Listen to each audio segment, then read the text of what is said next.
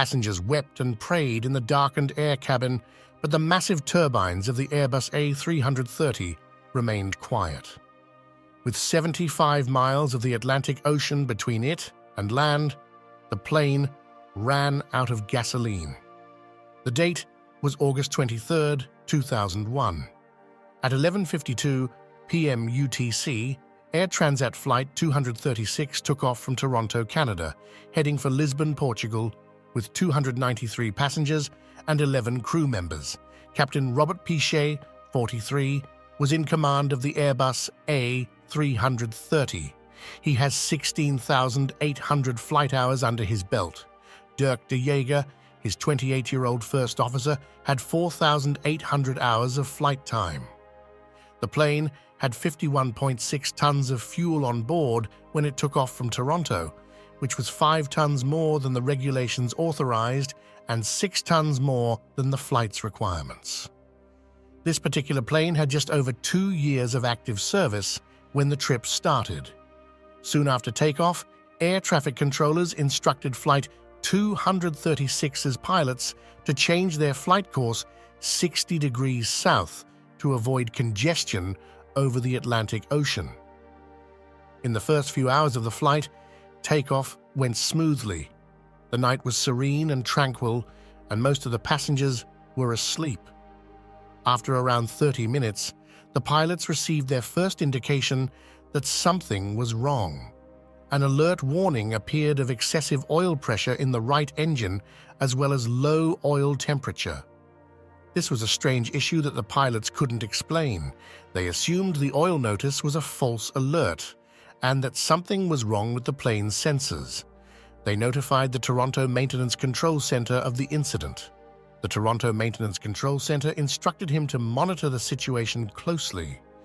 The pilots received another alarm at 5:36 a.m. UTC. This time, the plane informed them of a fuel imbalance. The pilots still suspected a sensor malfunction, so they followed the usual procedure to correct the imbalance by moving fuel from the left wing tank to the right. The oil pressure continued to fall, and the temperature continued to rise, indicating a lack of fuel. The pilots concluded the warning wasn't a fluke at this time. Something terrible had happened.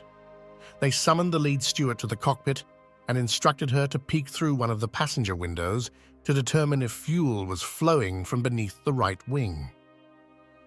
The night, however, was pitch black, and she couldn't see anything. They left with the petrol that would not allow them to reach Lisbon, Portugal. At 5:45 a.m. UTC, the pilots opted to divert to Terceira Airport in the Azores, which was their only choice for landing in this massive Atlantic Ocean. 3 minutes later, they reported a fuel emergency to Santa Maria Oceanic Air Traffic Control. After receiving this information, the ground crew began planning an emergency landing. Meanwhile, the vast majority of passengers were sound asleep or watching movies on monitors above the seats. The flickering cabin lights and the announcement over the loudspeaker in Portuguese, French, and English that the pilot is experiencing difficulties and they should prepare for a water landing worried the passengers. Some people even burst into tears. The cabin crew instructed the passengers to remove their life jackets from beneath their seats. Engine #2, the right engine, blew out at 6:13 a.m. UTC due to a lack of fuel. The plane was 170 kilometers from Terceira Airport and flew at 39,000 feet. Captain Peacher instantly started descending to 33,000 feet, the normal single-engine altitude for the Airbus at the time. The plane could actually fly on a single engine, and the pilots were determined to keep it in the air. They also disconnected the fuel transfer pump. Passengers heard a loud click, as if a component of the plane had failed. The engine's scream started to fade. The lights in the cabin had already gone out. The pilot sent a Mayday flight to Santa Maria, Terceira Airport, and air traffic control 10 minutes after the right engine flamed out. The left engine likewise flamed out due to full thrust 3 minutes after the Mayday call at 6:26 a.m. UTC. The plane was just 75 miles away from Tasira Airport. To make matters worse, because there was no engine power, the plane's flaps, brakes, and spoilers lost hydraulic power. Fortunately, the proper deployment of the Rat-Ram air turbine provided the necessary power for critical sensors and flying instruments, along with sufficient hydraulic pressure to operate the principal flight controls.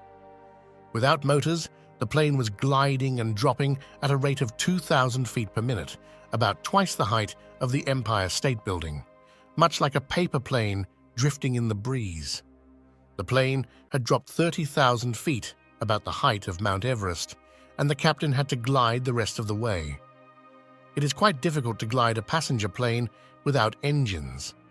Everything depended on the plane's pitch, which the pilot controlled manually using a stick. The pilots believed that they had around 15 minutes before having to ditch in the ocean.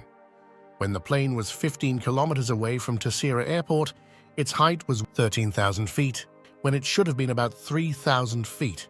Therefore, Captain Pichet performed a 360-degree rotation to dissipate excess altitude during the engine-out glide. Passengers huddled in the darkness as the jet trembled and bounced downward. Many people became ill and vomited. The pilots performed a final S-turn and aimed the plane at the runway. As it slipped against the asphalt, the plane scraped and grinded. We maximized emergency braking and maintained it. The plane eventually came to a halt. The hit caused the 8 main tires to lock up, as well as substantial damage to the landing gear and fuselage. Rescue reaction vehicles quickly doused a small fire that broke out near the left main gear wheels. After gliding for nearly 75 miles without engines, the plane successfully landed. When the investigation into the fuel leakage in the right engine was completed, it was discovered that prior to takeoff in Toronto, the maintenance crew had changed a part of the engine, but that part belonged to a different plane, causing vibration that burst the fuel line passing nearby. Flight 236 was the first and only passenger plane to hold the record for longest non-engine gliding. The passengers began to celebrate when the plane finally came to a stop. The difficult landing resulted in minor injuries to 14 passengers and 2 crew members. Captain Pichet and First Officer de Jager were heroes. According to the investigation, Flight 236 lost 12 to 15 tons of fuel each hour. Following this event, Airbus installed a new system that will allow pilots to identify fuel leaks on future flights. 1 year after the event, Captain Robert Pichet and First Flight Officer Dirk de Jager received the Superior Airmanship Award for successfully executing a dead-stick landing on an Airbus A330. Flight School is currently studying Flight 236. In December 2001, Air Transat restored the Airbus 330 and re-entered service as the Azores glider. The COVID-19 pandemic, which struck on October 18, 2021, forced Air Transat to place it in storage in March 2020. Air Transat flew the aircraft on its final voyage before returning it to its owner, AerCap. Its future application is unknown. Thank you for watching this video. Give that like button a little tap dance, and don't forget to give that subscribe button a loving squeeze. Let's spread the love and make those buttons feel appreciated.